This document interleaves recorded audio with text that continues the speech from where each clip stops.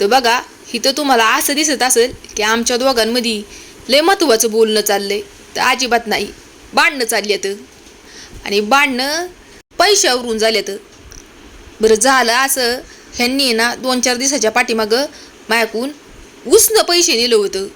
जे बी काय मी साचवलेलं होतं तर ते पैसे यांनी असं म्हणून नेलं होतं की 2-3 दिवसात मी तुझं पैसे परत देतो आणि तुला त्याच्या बदले एक्स्ट्रा पण पैसे देतो.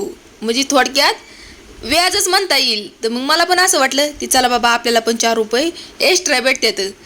म्हणून मग मी पण नवरा बाईच गोड बोलला, लगेच देऊन टाकलं पैसे. बरं माझं हे आजचंच नाही बरं का, ज्या पण वेळेस माझ्याकडे पैसे साचतात आणि ह्यांना जर पैशाची गरज लागली ना तर मी गपचीप बसावं ना, तर नाही.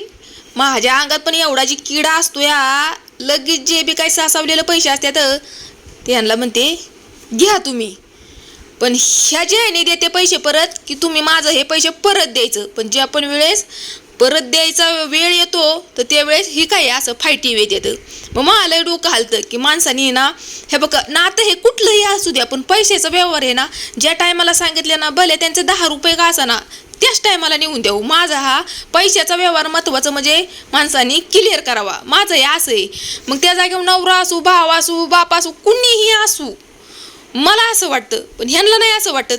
पैसे तर खाऊन बसले, तर 2-3 दिवसाची मुदत दिली, ती पण काय मुदत म्हणजे दिली होती मला मुदत, 2-3 दिवसात दिली, ते काय दिलं नाहीत पैसे.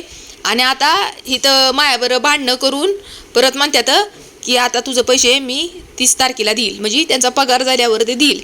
तर देतात बरं का, असं नाही.